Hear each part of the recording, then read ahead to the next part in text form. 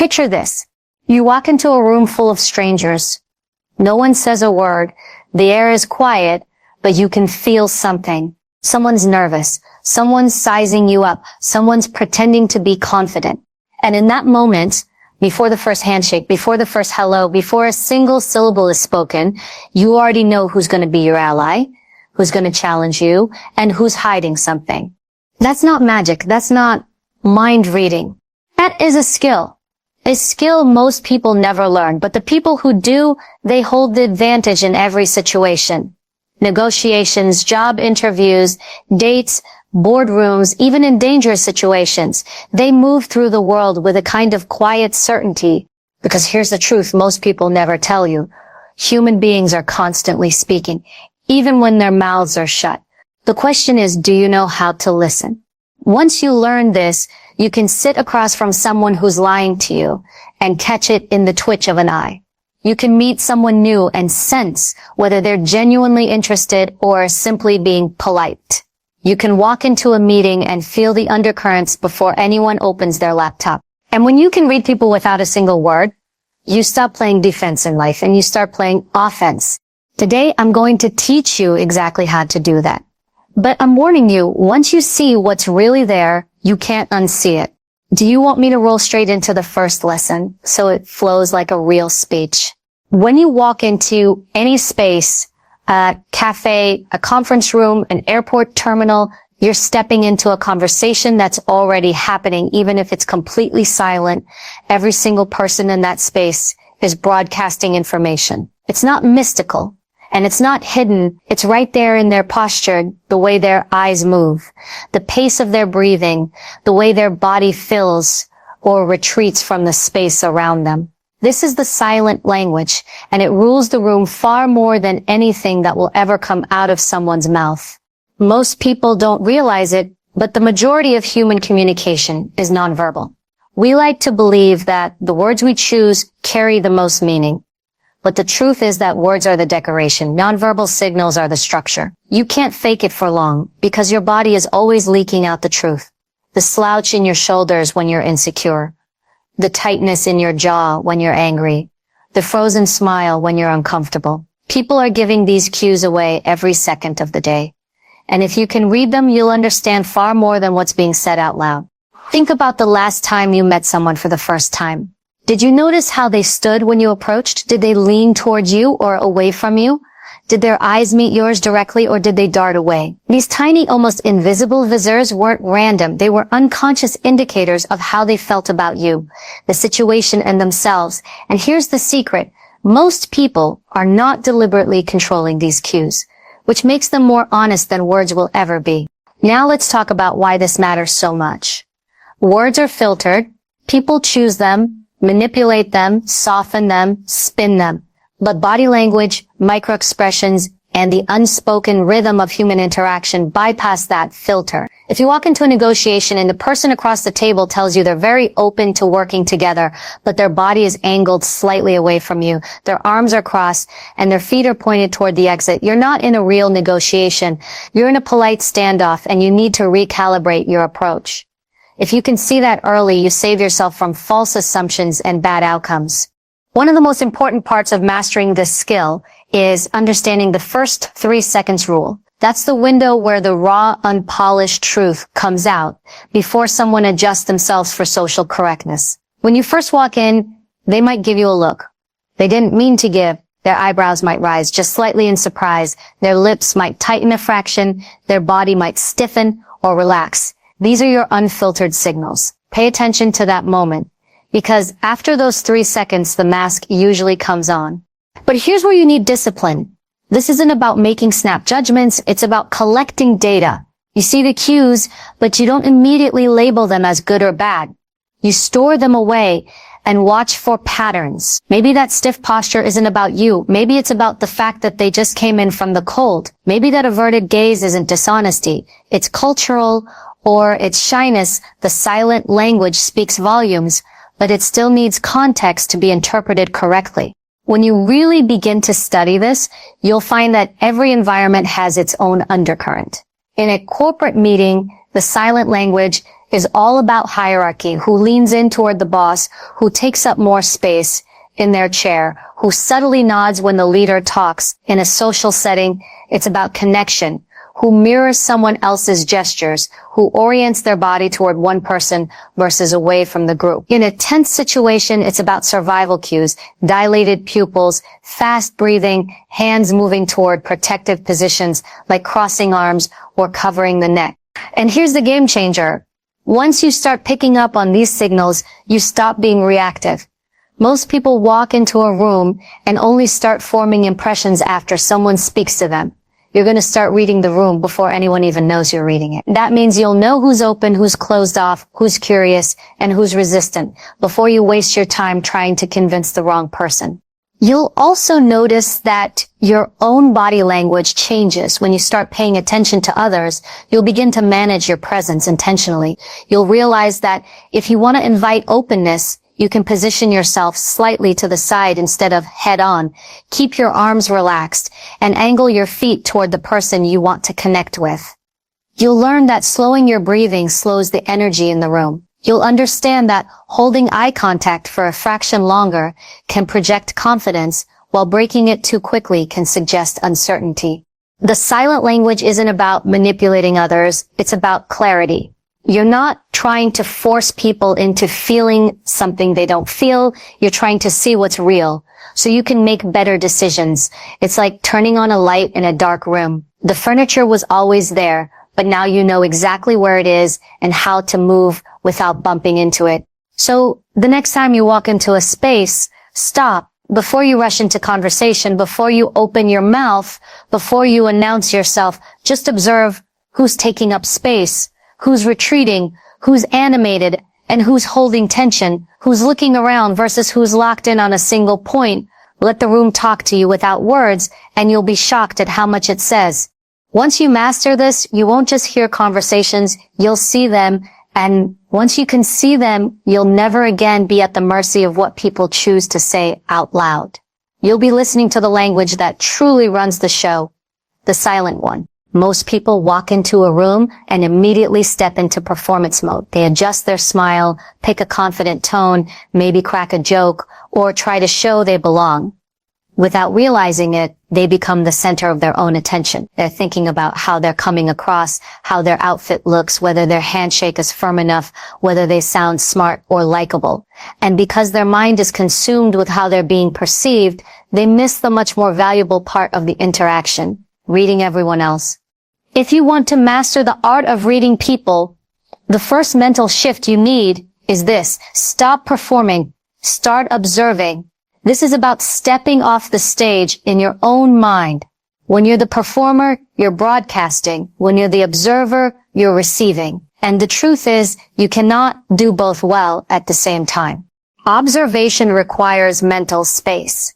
It requires you to quiet the noise in your own head so you can catch the subtle signals in someone else's. If you're busy rehearsing your next sentence or worrying about what they think of you, you won't notice the way their mouth tightened right before they answered your question. You won't catch the brief glance they threw to the person sitting next to them before they agreed with you. You won't see the way their shoulders sank when a particular topic came up. These moments are gold. They're the unfiltered truth. But they vanish if your focus is turned inward instead of outward. When you choose to be the observer, you train yourself to enter a space like a detective at a crime scene. You don't touch anything yet. You don't interfere. You take in the details, the layout, the dynamics, the energy.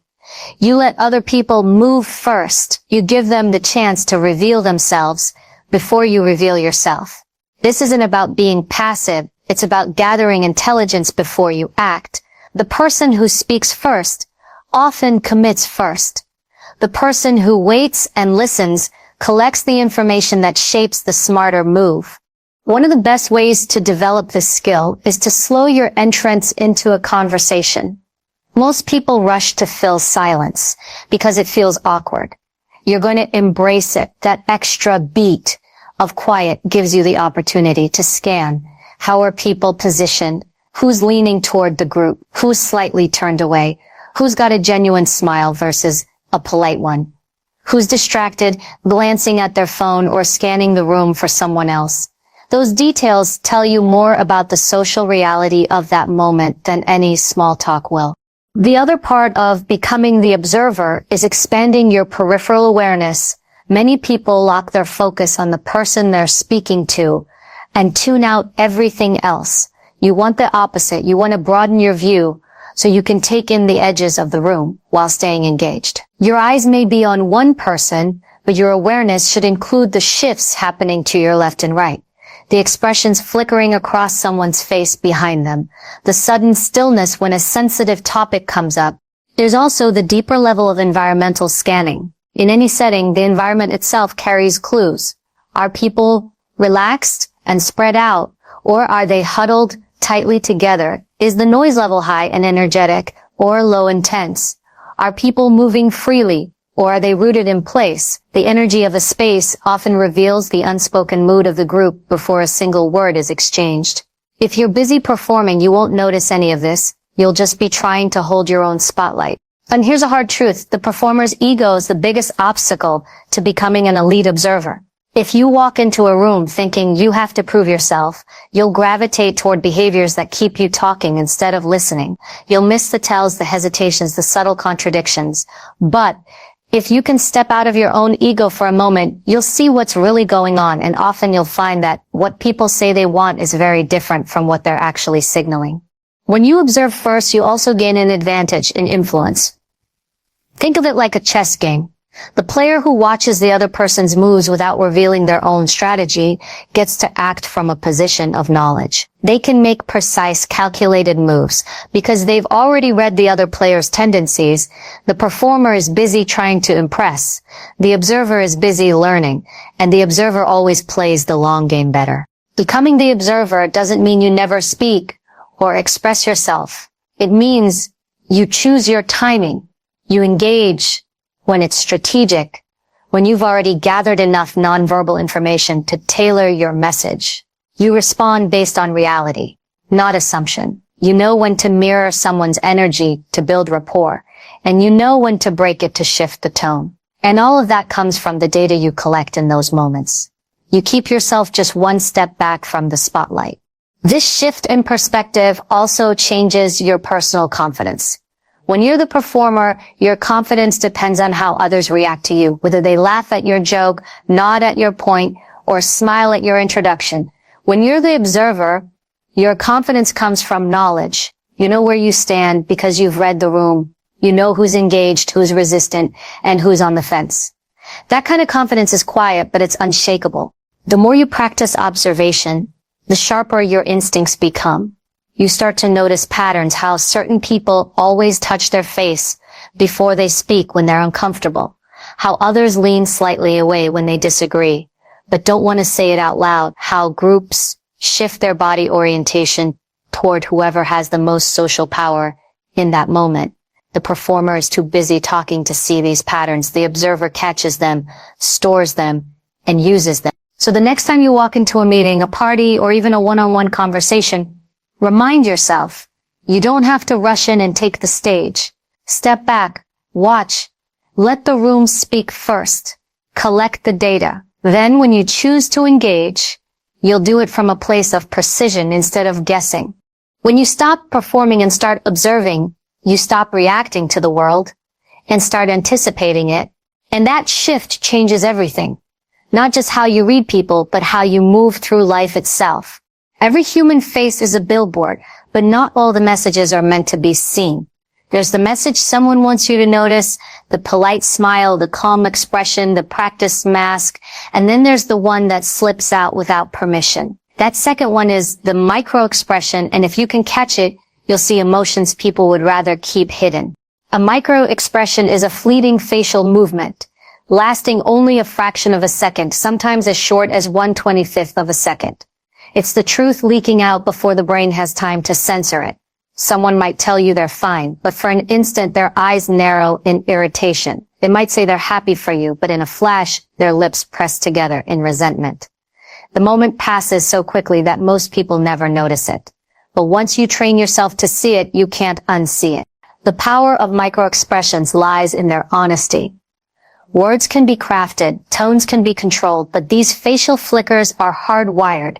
They're the body's reflexive response to an emotion. It's as involuntary as a sneeze. That's why you can stand in front of a person who's smiling and still know they're angry, or sense that they're scared even when they're trying to project confidence. You're picking up on the truth in that split-second reveal. Think about the last time you caught someone off guard. Maybe you asked a question they weren't expecting. For just an instant, their face told the story before they had time to compose themselves. Maybe their eyebrows shot up in surprise. Maybe the corners of their mouth tightened. Maybe their nose wrinkled in disgust. You probably noticed it on some level, even if you didn't consciously register it. The skill we're talking about now is moving from that vague gut feeling to a deliberate, trained ability to recognize exactly what you saw. There are a few classic micro-expressions tied to universal emotions. Anger can flash as lowered eyebrows, a tightened jaw, or lips pressed together. Disgust shows up as a wrinkled nose, narrowed eyes, or a slight curl of the upper lip. Fear might be revealed by widened eyes, raised eyebrows, or a slightly open mouth. Sadness often brings a subtle droop to the corners of the mouth and eyes, while contempt can be spotted in a one-sided smirk. Happiness, the real kind, engages not just the mouth, but the eyes. The skin around them crinkles in a way that's almost impossible to fake convincingly. The challenge is speed. These signals happen so fast that if you're not fully present, they'll pass you by. And here's the thing, when you start looking for micro-expressions, you can't be looking at people the way you normally do. Most people focus on the mouth when someone is talking, but micro-expressions happen all over the face, and often they're most visible in the eyes, eyebrows, and the small muscles around the nose. You need to expand your visual focus. So you're taking in the entire face at once, like a camera set to wide frame. Now, just because you catch a micro-expression doesn't mean you jump to conclusions. That moment is a clue, not a verdict. It's a data point you add to your read on the person. For example, you might see a flash of fear when a certain topic comes up in conversation. That doesn't mean they're lying. It could mean they're nervous about how you'll react, or they're recalling a past failure, or they simply don't want to talk about it. Your job is to note the signal and then observe what happens next. Does their body language change? Do they shift in their seat, touch their neck, avoid eye contact? The microexpression is your signal to look deeper. There's also the concept of masking, where someone's conscious expression tries to cover the emotion underneath. This is where you'll often see microexpressions slip through. Someone might plaster on a big smile while their eyes flicker in sadness. They might keep their voice calm while their face flashes irritation for a split second. Masking is common in professional environments, where people are expected to keep emotions in check. The more pressure someone feels to appear composed, the more likely it is that a microexpression will escape. You can practice spotting microexpressions without putting yourself in high-stakes situations. Watch interviews on television, especially when the subject is asked unexpected questions. Watch political debates, courtroom footage, reality TV confrontations. Any place where emotions are high and control is important. Slow the footage down if you can, but over time you'll start catching these flashes in real time. The key is repetition and conscious attention. When you bring this into your real-world interactions, remember that this isn't about catching people in lies. It's about understanding them more fully. Sometimes a micro-expression of sadness will tell you someone is hurting more than they admit, and you can respond with empathy instead of frustration. Sometimes a flash of fear will tell you that your approach is too aggressive and needs softening. And yes, sometimes you'll catch the smirk of contempt or the twitch of anger that reveals someone's true stance on an issue, and that knowledge can protect you from walking into a trap. It's a quiet power. This ability to read what others are trying not to say. You're not announcing it. You're not showing your hand. You're just storing the information away. And because microexpressions are so honest, they can become one of the most reliable tools in your ability to read people. The beauty of learning this skill is that once you see it, it becomes part of your natural perception. At first, you'll have to remind yourself to look for it, but eventually it's just there. You walk into a conversation and instantly notice the flicker of discomfort when a name is mentioned or the brief spark of excitement when an opportunity is discussed. And that's when you realize you're no longer just listening to words. You're reading the truth as it tries to hide. Once you reach that point, you won't just be hearing people. You'll be decoding them. And in a world where so much is said without being spoken, That's the difference between being in the dark and walking through life with the lights on. The face may flash the truth in fractions of a second, but the body keeps the truth on display for much longer. It's the one part of us that is constantly broadcasting, whether we like it or not. You can control your words. You can hold your expression. You can even keep your voice steady, but your body is always speaking and it doesn't lie. Every gesture, every shift of posture, every unconscious movement carries meaning. The trick is not just to notice them, but to understand when those movements are aligned with someone's words and when they're telling a completely different story. Because here's the thing, congruence is rare when people are hiding something. If what someone is saying doesn't match what their body is doing, believe the body. Think about a handshake. It's such a small moment, but it's a perfect example of physical honesty. A firm handshake with steady eye contact says confidence. A limp grip or one that slips away too quickly can hint at insecurity or disinterest. Now, someone can fake a strong handshake for a second, but watch what happens right after. Do they stand tall? Shoulders relaxed? Or do they pull back, fold their arms, or shift their feet away? That follow-up tells you more than the handshake itself. The most revealing body language often happens in what we call leakage points, the areas people pay the least attention to when they're trying to control their image. Hands, feet, and shoulders are prime examples. Someone might keep a pleasant smile on their face, but their hands are fidgeting or clenched. They might keep their voice calm, but their feet are pointing toward the door. The shoulders in particular are like emotional barometers. When tension rises, they creep upward and forward. When someone is truly comfortable, they drop and open up. One of the most telling signs is the way people orient themselves physically. We tend to angle our bodies toward the things and people we want and away from the things we don't. It's subtle.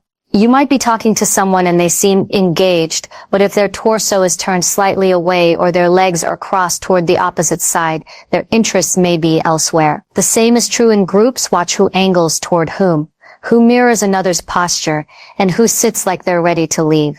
These unconscious alignments reveal alliances, tensions, and intentions before anyone speaks. Breathing patterns are another giveaway. When emotions run high, stress, excitement, fear, the breath changes. It becomes faster, shallower, or more irregular. Someone might be telling you they're fine, but if their breathing has sped up and their chest is tight, they're not fine at all. The same goes for changes in pace. If you see someone suddenly take a slow, deep breath, they might be trying to calm themselves, which means something in the situation has triggered them. Gestures can also betray someone's true feelings. A person saying yes while their head subtly shakes no is a classic sign of incongruence. Or someone might claim they're relaxed while their fingers drum nervously on the table. Even self-soothing gestures like rubbing the back of the neck, playing with jewelry, or lightly touching the face often appear when someone is under pressure or trying to comfort themselves.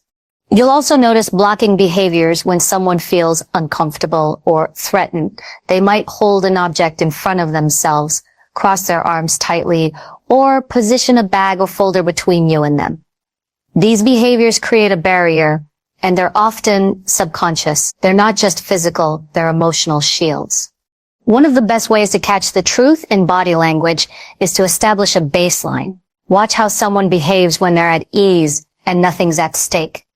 That's your control sample. Then when the conversation shifts to a more sensitive topic, watch for deviations. Do they suddenly cross their arms, shift their weight, tap their foot?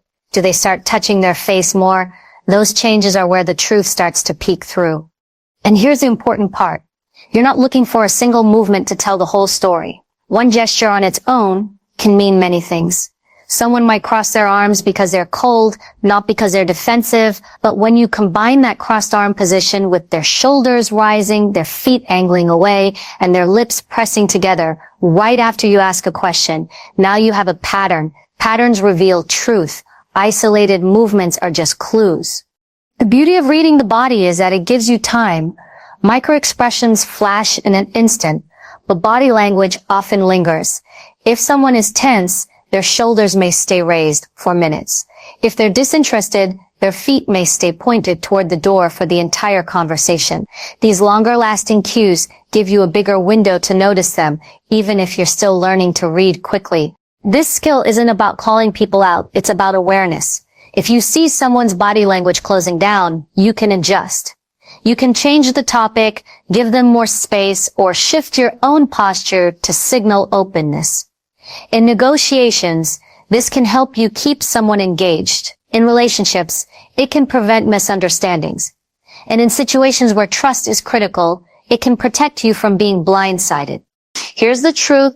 Most people have no idea how much their body is revealing at any given moment. They think they're communicating through their words, but the real conversation is happening in the way they sit, stand, move, and breathe. When you can see that conversation, you have an advantage in every interaction. So, the next time you're with someone, take a step back mentally. Don't just listen to what they're telling you. Watch what they're telling you. Look at the hands, the feet, the shoulders, the angle of the body. Watch for changes from their baseline. See if their movements match their words. And remember, if the body and the voice disagree, the body is usually telling the truth. When you learn to read that truth, you stop guessing. You stop being surprised by people's real feelings because you've seen them all along. And in a world where most people only listen to words, that makes you the one person in the room who really knows what's going on. Patience is the part of reading people that no one talks about. Because in a fast, noisy world, waiting feels unnatural. We want instant conclusions. We want to size someone up in 5 seconds and be right. But that's not how mastery works. The best readers of people are not the fastest. They're the most disciplined. They move like predators in the wild. They watch, they collect, they wait until the moment is right to act because they know that a rushed judgment is often a wrong one. Think about the predator analogy. A lion doesn't charge the first animal it sees. It studies the herd. It notes who's strong, who's limping, who's distracted. It learns the patterns before making a move. The same is true for reading people. You don't pounce on the first signal you see. You create a baseline. You collect multiple cues and you wait for confirmation. That waiting, those extra beats of silence, are where you gain your edge. One of the most common mistakes in reading body language is overinterpreting. You see someone cross their arms and you instantly think they're defensive. But if you're patient, you might notice they're just cold. Or you might see them uncross their arms, relax, and engage more deeply with you as the conversation progresses. Patience lets you see the truth over time instead of locking yourself into a false assumption. This patience is especially important when emotions are high. People's signals are often muddled. When they're nervous, angry, or excited, their body language might be exaggerated or inconsistent. If you act on the first flash of discomfort or the first sign of tension, you might miss the fact that those feelings fade once they settle in. The disciplined observer doesn't just watch for the initial reaction.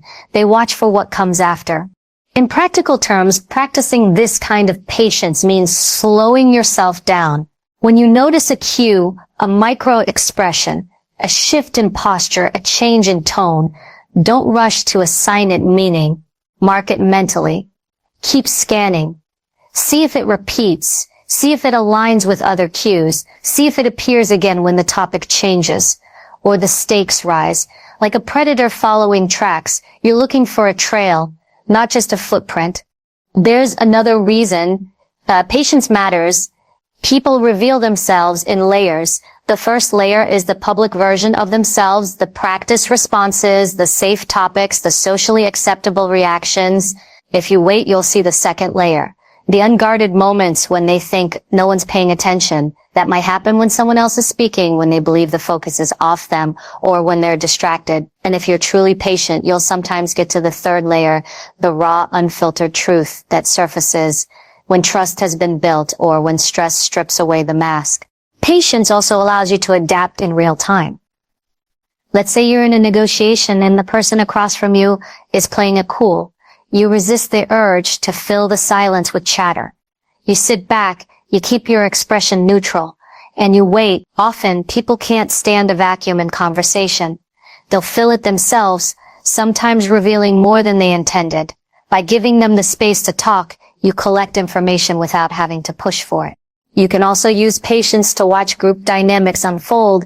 In the first few minutes of a meeting, people often behave in a way that fits the setting, polite, reserved, measured. But as time passes, real patterns emerge. You start to see who defers to whom, who dominates, who withdraws. Those patterns are the real power map of the room. And you can only see them if you're willing to wait past the opening act. This isn't passive waiting, it's active observation. You're not zoning out.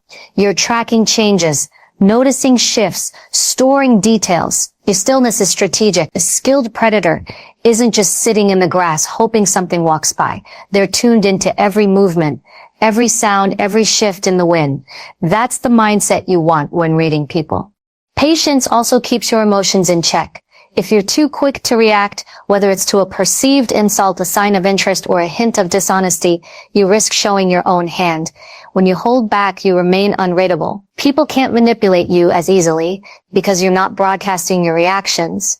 That's another advantage predators have. They control their energy until it's time to strike. Here's something most people don't realize. Sometimes the act of waiting changes the person you're watching. They might start out guarded, but over time they relax. Their real posture comes through. Their voice softens. Their gestures become more natural, or the opposite might happen. They might grow restless, fidgety, unable to maintain the image they were projecting. Either way, if you're patient, you'll see the shift. In relationships, patience helps you see beyond the honeymoon stage of behavior. Whether it's a new friend, a romantic partner, or a colleague, people often present their best selves at the beginning.